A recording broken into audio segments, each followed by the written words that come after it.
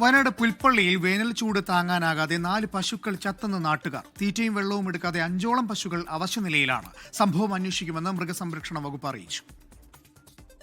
വേനൽ ചൂട് കനത്തതോടെ പുൽപ്പള്ളിയിലെ ക്ഷീരകർഷകരുടെ പശുക്കൾ ചത്തൊടുങ്ങുകയാണ്.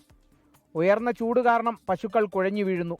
പ്രത്യേകിച്ച് അസുഖങ്ങളൊന്നുമില്ലാത്ത പശുക്കളാണ് ചത്തതെന്നാണ് പ്രദേശവാസികളായ അപ്പച്ചന്റെയും രവിയുടെയും പരാതി. ചൂട് തന്നെയാണ്, മറ്റു പ്രശ്നങ്ങളൊന്നും കാണുന്നില്ല. കാരണം മറ്റുള്ള ട്രീറ്റ്മെന്റ് എല്ലാ സമയം കൊടുത്തിട്ടുണ്ട്. പ്രതിരോധ കുത്തിവയ്പ്പുകൾ കൊടുത്താണ് ഈ പശുക്കളെ വളർത്തിക്കൊണ്ടിരിക്കുന്നത്. ഏകദേശം ഇവിടെ 40ഓളം പശുക്കൾ ഉണ്ടായിരുന്നു. എല്ലാ ടെസ്റ്റുകളും ചെയ്യുമ്പോഴും പശു തളർന്നു പോകുന്നു, അവശതയാകുന്നു. കഴിഞ്ഞ ദിവസം ഈ 23-ാം തീയതി പശു ഏറ്റു വിറച്ച് താഴേക്ക് വീണിഞ്ഞെത്തു. ഏകദേശം 30 ലിറ്റർ പാല് കിട്ടുന്ന പശുക്കൾ 12 മണിയാകുമ്പോൾ ഈ പശുക്കളെല്ലാം കിടന്ന് അണയ്ക്കാൻ തുടങ്ങും.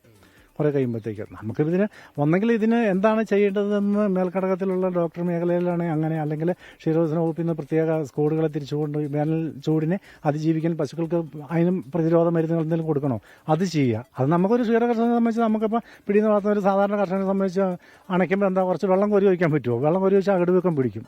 എന്നാൽ ചൂടുമൂലം പശു ചത്ത ഒരേ ഒരു കേസ് മാത്രമാണ് ഇതുവരെ റിപ്പോർട്ട് ചെയ്തതെന്ന് മുള്ളംകൊല്ലി വെറ്റിനറി സർജൻ ലക്ഷ്മി അരവിന്ദ് പറഞ്ഞു. പശുക്കൾ ചത്ത വിവരം അധികൃതരെ അറിയിച്ചില്ലെന്നും സംഭവം അന്വേഷിക്കാൻ വിദഗ്ധ മെഡിക്കൽ സംഘം എത്തുമെന്നും ഡോക്ടർ ലക്ഷ്മി അരവിന്ദ് പറഞ്ഞു.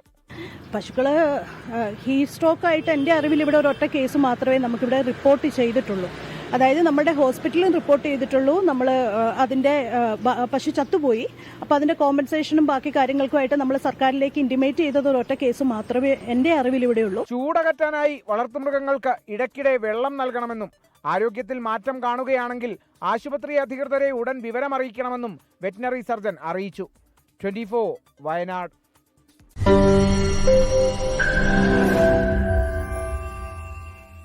ലോകത്തെവിടെയായാലും ഏത് സമയത്തും 24 വാർത്തകളും ഓഗ്മെന്റഡ് റിയാലിറ്റി പാക്കേജുകളും എക്സ്പ്ലെയിനറുകളും വിശദമായി കാണാൻ ഞങ്ങളുടെ യൂട്യൂബ് ചാനൽ നിങ്ങൾക്ക് സബ്സ്ക്രൈബ് ചെയ്യാം.